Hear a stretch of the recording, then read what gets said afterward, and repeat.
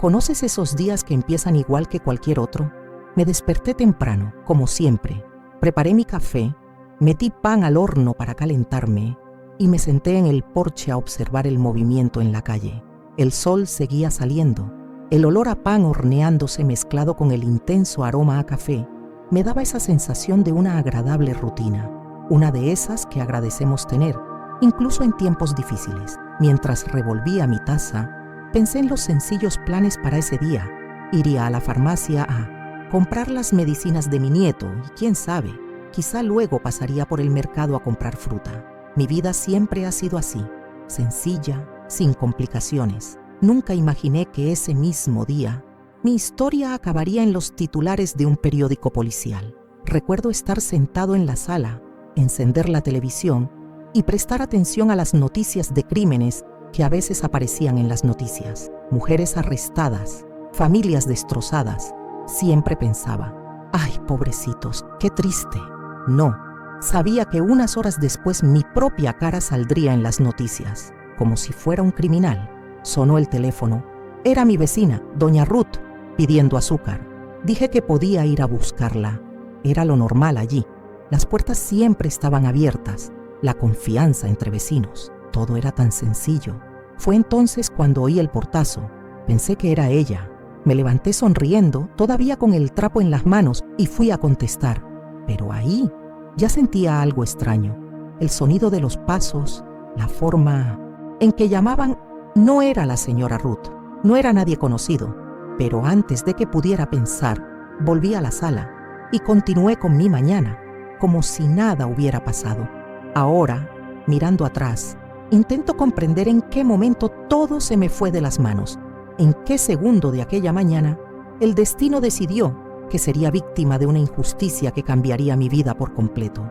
Alrededor de las 10 de la mañana, empecé a notar un movimiento extraño en la calle. Coches que pasaban lentamente, algunos hombres parados en la esquina, ojos que me seguían por la ventana. Mi corazón se aceleró, pero mi mente insistía en decir, debe estar en mi cabeza, es solo una impresión. Mientras ordenaba la cocina, oí un ruido fuerte, un golpe fuerte en la puerta. El susto me hizo dejar caer la cucharilla de café al suelo. Corrí hacia la puerta, con el corazón acelerado, y cuando miré por la ventana, me di cuenta de que no era un día cualquiera, pero lo que vi allí era solo el comienzo de una pesadilla que nunca quise vivir, porque a partir de ese momento, la visita que recibiría cambiaría todo. Y lo que no sabía es que ese simple golpe a mi puerta me pondría en la escena de un crimen que ni siquiera sabía que existía. Antes de escuchar esta historia, necesito hacerte una invitación sincera. Quédate conmigo hasta el final, porque lo que estás a punto de vivir aquí no es solo una historia de dolor, injusticia o superación. Es un espejo, un reflejo de lo que tantas personas han vivido en silencio. Y quizás tú también. Este canal es más que historias conmovedoras. Es un espacio donde la verdad duele, pero también transforma, donde cada voz silenciosa encuentra eco y cada lágrima oculta cobra un nuevo significado. Si crees que nadie es inmune a un giro inesperado en la vida, si sabes lo cruel que puede ser la realidad, incluso para quienes solo querían cuidar de su familia, entonces este también es tu lugar. Suscríbete al canal, activa la campanita y dale a me gusta ahora, porque aquí, cada semana, encontrarás historias que conmueven, transforman y te harán no volver a sentirte solo. Cuando oí ese fuerte golpe en la puerta, me dio un vuelco el corazón. Rápidamente me sequé con el paño de cocina, me arreglé el pelo con las manos y fui a abrir. Abrí la puerta y me encontré cara a cara con un hombre que nunca había visto en mi vida. Era alto, de expresión dura y mirada suspicaz. Parecía nervioso. Llevaba una camiseta oscura, vaqueros y una mochila colgada a la espalda. Me miró unos segundos, como si evaluara cada detalle, y preguntó en voz baja y rápida, ¿vive aquí la señora Nadia? En ese momento, fruncí el ceño. Nunca había oído hablar de Nadia por allí. Respondí, un poco confundido. No, señor. Aquí solo vivimos mi nieto y yo. Se quedó allí unos segundos. Miró a su alrededor, como si estuviera observando el vecindario, y sin decir nada más, le dio la espalda y se alejó. caminando rápidamente. Cerré la puerta, todavía intentando comprender lo que acababa de pasar.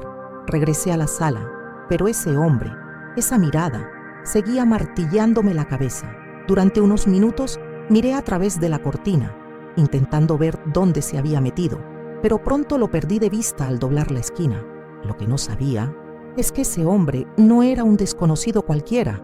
La policía lo había seguido, vigilado e investigado durante meses, y por una desafortunada coincidencia, eligió mi casa, mi portón, mi puerta, para hacer esa visita que no debió haber ocurrido.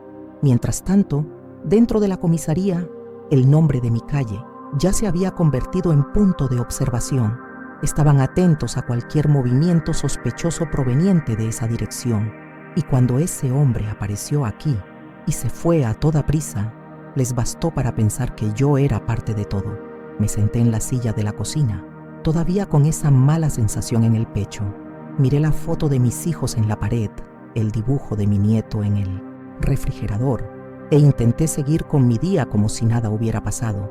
Pero algo dentro de mí me decía que esto era un aviso de una tormenta que estaba a punto de caer sobre mi vida. A primera hora de la tarde, empecé a oír el murmullo de los vecinos, susurros, miradas de reojo, gente señalando mi casa al pasar por la acera. Una mezcla de curiosidad y juicio, como si de repente me hubiera convertido en el centro de un chisme del que yo mismo no era consciente.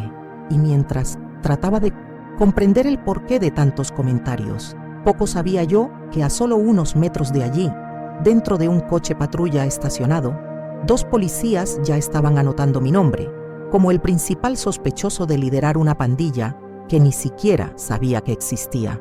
Pero lo que pasó después fue aún peor, porque apenas unas horas después oiría el sonido de las sirenas y mi casa nunca volvería a ser la misma. Eran alrededor de las 3 de la tarde cuando todo sucedió. Estaba en la cocina, intentando distraerme lavando los platos, cuando oí un ruido extraño que venía de la calle. Al principio, pensé que era un camión que pasaba, o tal vez un coche con la música alta, pero pronto ese ruido se convirtió en algo mucho más aterrador. Sirenas, gritos y el sonido de las ruedas de un coche de policía subiendo por la acera. Corrí a la ventana y lo que vi me dejó paralizado. 3 patrullas se detuvieron frente a mi casa. Los agentes salieron con las armas desenfundadas y antes de que pudiera reaccionar, ya estaban saltando la verja, rompiendo el candado de una patada. Mi corazón se aceleró, mis piernas empezaron a temblar. Ni siquiera podía gritar, ni llamar a nadie. Solo podía quedarme quieto, observando esas escenas que hasta entonces solo había visto en películas. En segundos, oí que derribaban la puerta. La madera crujió y la habitación se llenó de hombres uniformados, apuntando con armas y gritando palabras que ni siquiera entendía bien. Uno de ellos vino directo hacia mí, me agarró del brazo con una fuerza que nunca antes había sentido y me empujó contra la pared de la cocina. Tenía las manos retorcidas a la espalda y antes de que pudiera explicarme, me esposaron como si fuera un criminal peligroso. El susto fue tan grande que mi visión empezó a nublarse. Sentí el sudor correr por mi espalda mientras registraban cada rincón de mi casa, tirando muebles, revolviendo cajones, tirando mi ropa al suelo, como si estuvieran buscando algo o a alguien. Intenté hablar, intenté explicar, grité que era un error, que ni siquiera sabía por qué, pero nadie me oyó. Era como si fuera invisible, como si mi voz no tuviera ningún valor.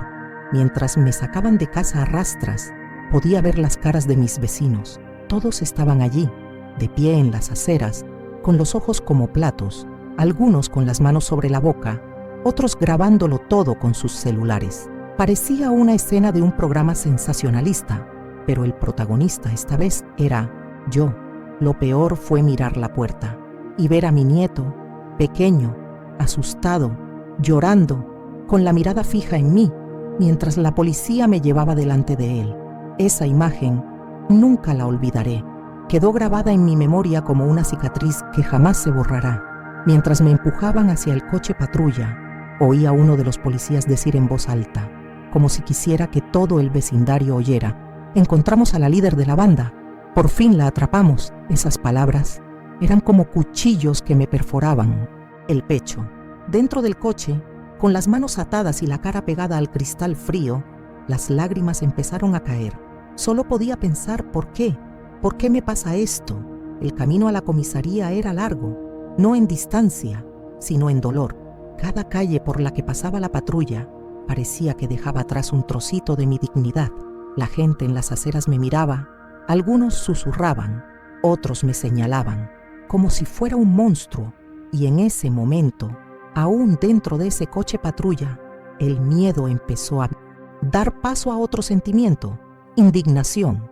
Sabíame en el fondo que esto era un error, un grave error, pero el problema era que no tenía ni idea de cómo demostrar mi inocencia, ni de cómo acabaría todo. Y poco sabía que lo peor estaba por venir, porque cuando llegaba a la comisaría, escuchaba la acusación más absurda de mi vida. En cuanto me bajaron del coche patrulla, los agentes me arrastraron por los pasillos de la comisaría como si fuera un trofeo. La gente se paraba a mirarme. Otros, reclusos en las celdas, me gritaban chistes e insultos. Temblaba de pies a cabeza, pero me obligué a levantarme. Me obligué a respirar, porque por dentro sentía que me iba a desmayar en cualquier momento. Me arrojaron a una villana habitación pequeña, con paredes sucias y una silla de hierro en el centro. Me quedé allí, solo, durante unos minutos que parecieron horas.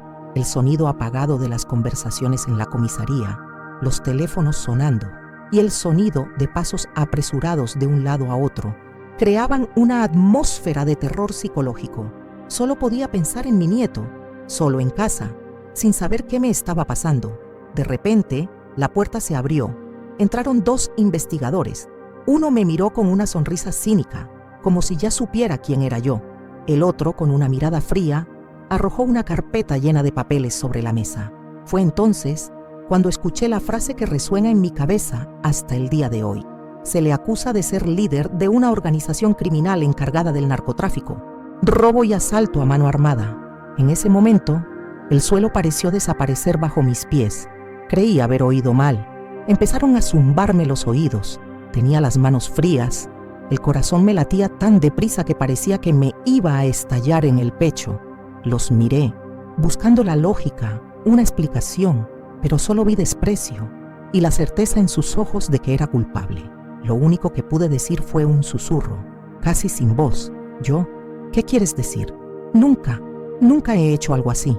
Pero no les interesaban mis palabras. Uno de ellos empezó a enumerar fechas, nombres, lugares, como si mi vida se hubiera convertido en el guión de una película de detectives. Cada palabra pronunciada era una puñalada por la espalda.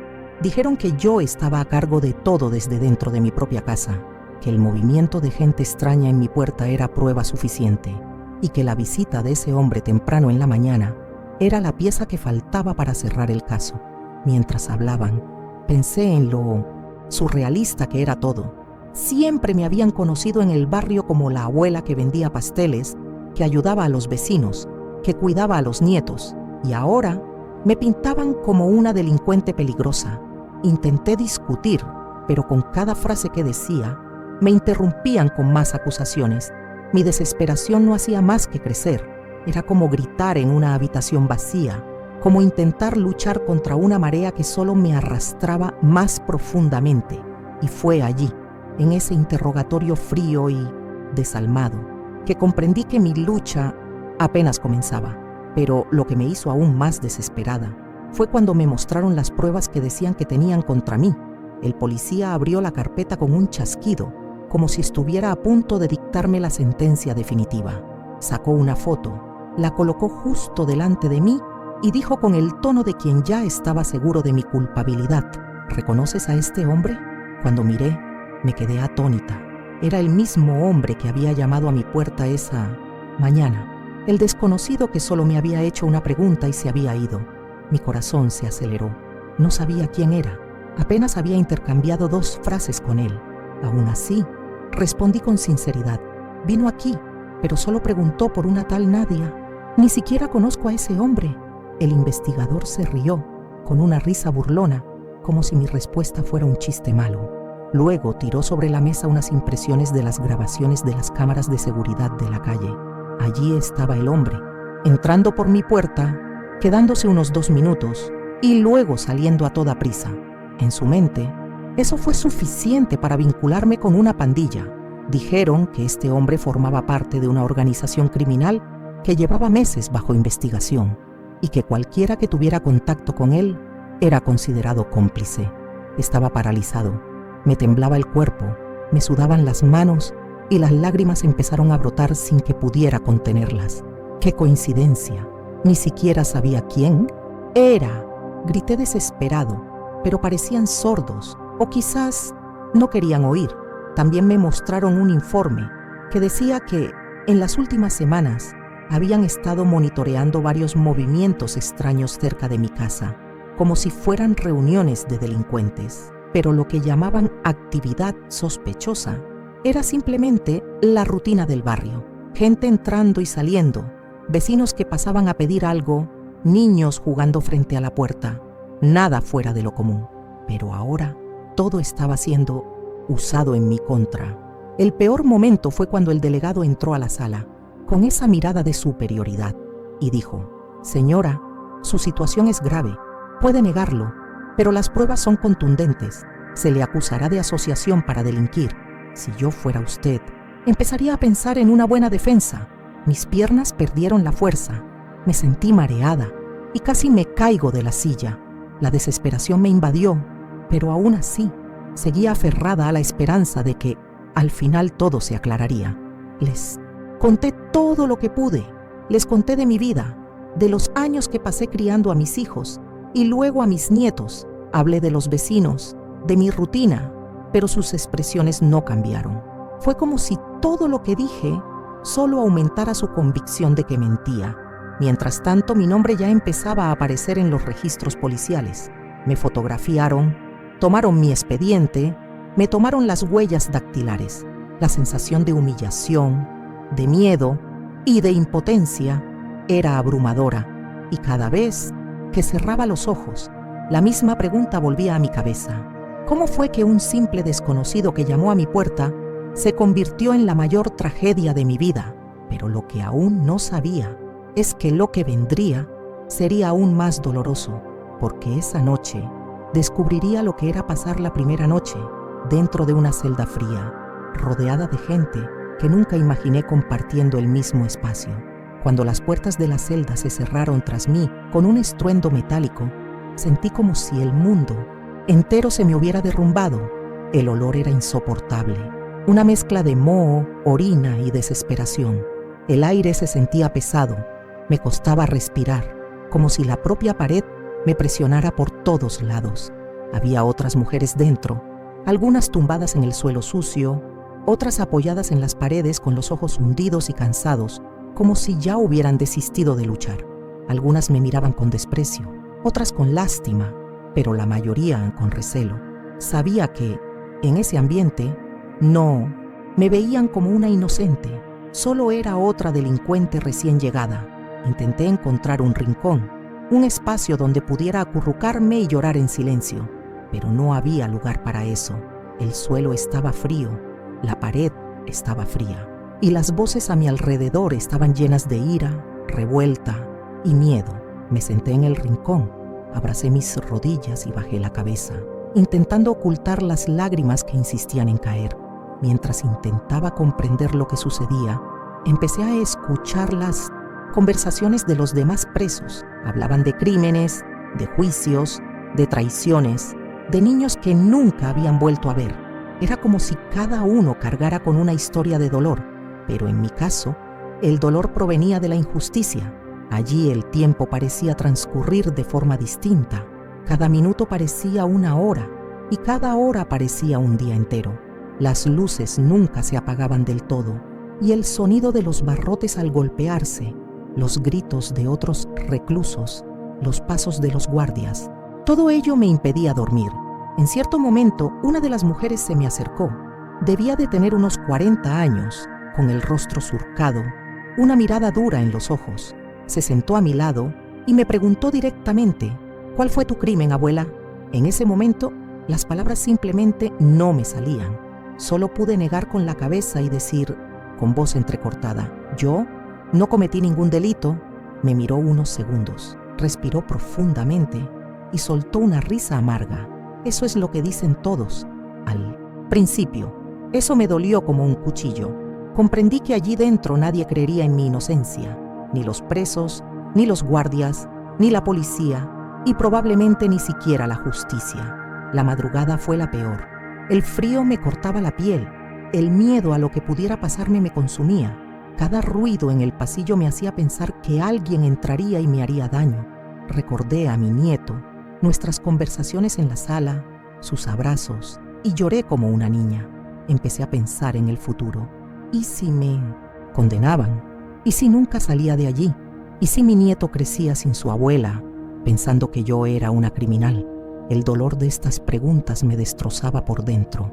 Alrededor de las 5 de la mañana, después de pasar la noche entera despierto, oí a un guardia gritar mi nombre. Golpeó con fuerza los barrotes y dijo, «Levántate, tienes una audiencia hoy y será mejor que te prepares». Esa frase me estremeció.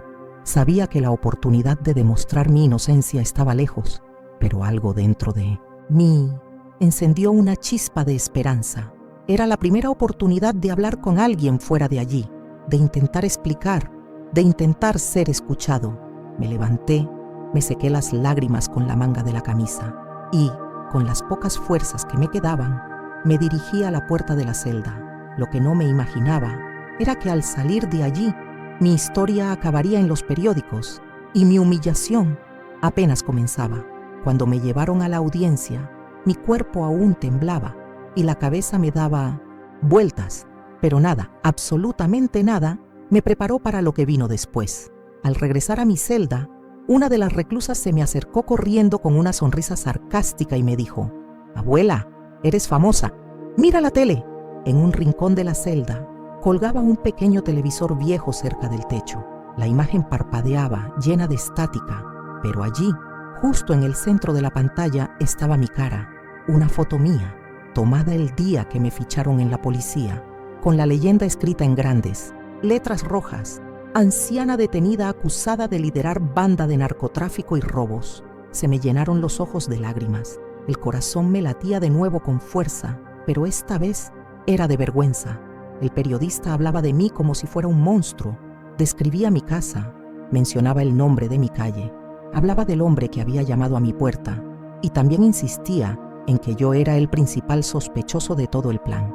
Mientras veía esto, las otras mujeres se reían, hacían bromas, algunas me llamaban jefa, otras gritaban, «Eso es, abuela del crimen». Cada palabra, cada risa, era como un puñetazo en el estómago. Peor aún, era saber que mi nieto, mi familia y todos mis vecinos también lo estaban viendo en casa. Me imaginé la cara de mi nieto, viendo la televisión, viendo a su abuela siendo tratada como una criminal en la televisión nacional. Solo pensarlo me hizo llorar y apenas podía respirar. El otro día, un guardia de la prisión me trajo una bolsa con ropa de abrigo, dejada por un vecino cariñoso. Junto con ella venía una nota, escrita a toda prisa. «Vamos, doña Lucia, no todos se creen lo que dicen». Esa fue la primera chispa de esperanza que tuve desde el día en que me arrestaron. Pero aún así, el dolor de ver mi imagen, mi historia, distorsionada de esa manera, era insoportable. Empecé a temer que nunca más podría limpiar mi nombre. Miedo de caminar por la calle y ser reconocido. Miedo de perder la confianza de las personas que más quería. Con el paso de los días, la historia empezó a correr la voz en redes sociales. Personas que ni siquiera conocía comentaban, me insultaban y me llamaban abuela corrupta. Mensajes de odio empezaron a llegar al celular de mi hijo. Toda mi familia sufría conmigo. E incluso dentro de esa celda, entre tantas mujeres con historias difíciles, comencé a sentir un profundo aislamiento, como si ni siquiera allí me vieran como una persona normal. Pero en medio de toda esa oscuridad, algo empezó a cambiar. Porque lo que nadie esperaba era que la verdad finalmente comenzaría a aparecer. Tras días sin buenas noticias, cuando empezaba a perder la esperanza, Un guardia de la prisión llegó a la celda y me llamó. Mi corazón se aceleró. Por un instante pensé que era otra audiencia, o peor aún, una nueva acusación, pero al llegar a la sala donde los abogados se reunían con los presos, vi una nueva cara esperándome. Era un defensor público, joven, con expresión seria, pero con una mirada diferente. Me saludó respetuosamente y lo primero que dijo fue: «Doña Lucia, leí su caso y hay muchas cosas mal aquí». En ese momento, por primera vez en días, sentí un rayo de esperanza crecer en mi interior. Me senté en la silla, con las manos aún temblorosas, pero mi mirada fija en él, como si cada palabra que decía fuera una cuerda que me arrastraba de vuelta a la superficie. Empezó a enumerar las fallas del proceso, la falta de pruebas concretas, la falta de testigos, la investigación mal realizada y, lo más importante, lo absurdo de que toda la acusación se basara únicamente en la visita de un hombre que estuvo unos minutos en mi puerta. El abogado dijo que había obtenido imágenes de cámaras de seguridad de otros puntos de la calle que mostraban claramente al hombre dirigiéndose directamente a mi casa, tras huir de una patrulla que lo perseguía desde otro barrio. En otras palabras, mi casa había sido solo una vía de escape, un escondite temporal que ni siquiera sabía que existía. Mientras hablaba, mis lágrimas volvieron a brotar, pero esta vez no eran lágrimas de miedo, eran lágrimas de alivio. Por primera vez, alguien escuchaba mi versión de la historia, alguien estaba dispuesto a luchar por mí. Mi hijo también contrató a un perito privado, con la ayuda de unos vecinos que aún creían en mi inocencia. Elaboraron un informe completo, demostrando que no tenía ninguna conexión con los investigados, que mi teléfono nunca había estado en contacto con los demás sospechosos y que mi nombre nunca había aparecido en ninguna investigación policial. Poco a poco, empezaron a surgir otros testigos, vecinos que me conocían desde hacía años, personas que conocían mi rutina. Se presentaron para decir que jamás me involucraría en algo así. Incluso el cartero local fue a la comisaría a declarar en mi nombre. Cada pequeña prueba de inocencia, cada testimonio, era como una pieza de un rompecabezas que finalmente empezaba a encajar. El defensor público preparó una nueva solicitud de libertad provisional, adjuntando todo, con urgencia, pero aún así, sabía que aún quedaba un largo camino por recorrer, porque el sistema que me puso ahí no admitiría tan fácilmente que había cometido un error tan grave. Sin embargo, algo dentro de mí se reavivó, una voz silenciosa que decía: respira hondo, porque el momento de tu libertad está más cerca de lo que crees. El día de la audiencia llegó con una mezcla de esperanza y miedo. Mientras me llevaban a la sala, me temblaba todo el cuerpo. Las esposas en las muñecas me apretaban más que nunca. El camino a la sala parecía interminable. Cada paso resonaba en los pasillos como un recordatorio de todo lo que había pasado. Me senté en el banquillo de los acusados, cabizbajo, intentando contener las lágrimas que insistían en salir. El abogado defensor estaba a mi lado, con un montón de documentos, dispuesto a luchar por mí hasta el final. Miré a mi alrededor y al fondo de la sala vi a mi hijo y a mi nieto. Estaban allí, con los ojos llenos de esperanza, mirándome como si quisieran abrazarme, incluso desde lejos. El juez empezó a hablar, leyó el expediente, analizó las nuevas pruebas, escuchó el testimonio de los testigos que finalmente pudieron hablar a mi favor. Sentí que el corazón se me salía de las narices. Cada palabra que decía parecía eterna.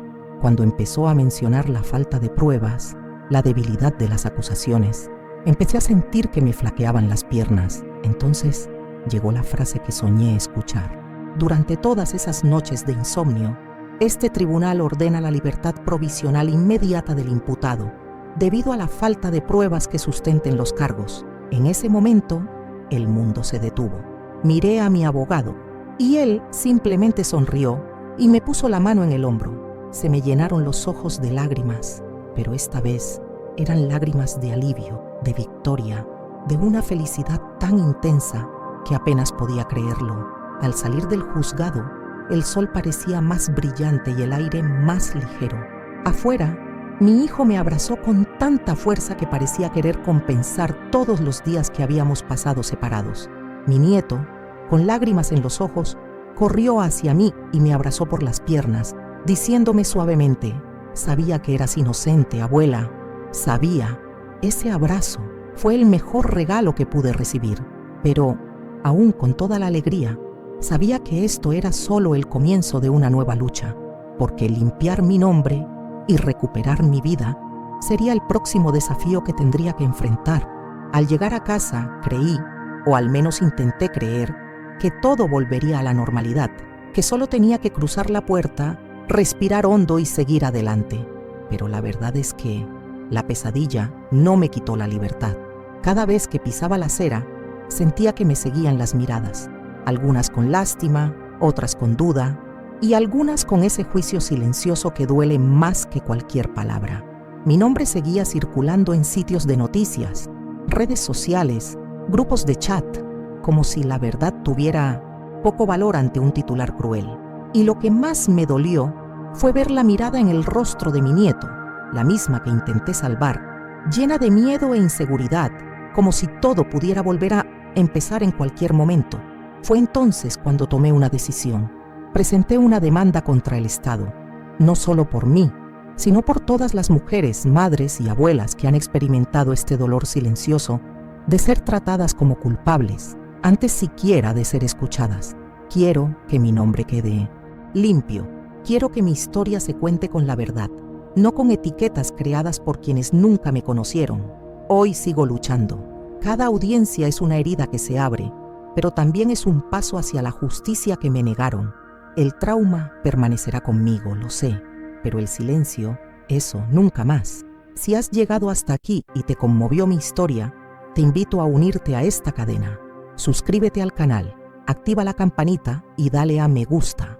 Aquí no solo escucharás historias, encontrarás voces, vidas, luchas reales. Y si esta historia te pareció poderosa, espera hasta escuchar la siguiente. La historia de Doña Rosa te pondrá los pelos de punta. Una mujer sencilla, injustamente acusada y que tuvo que enfrentarse al sistema para demostrar su inocencia.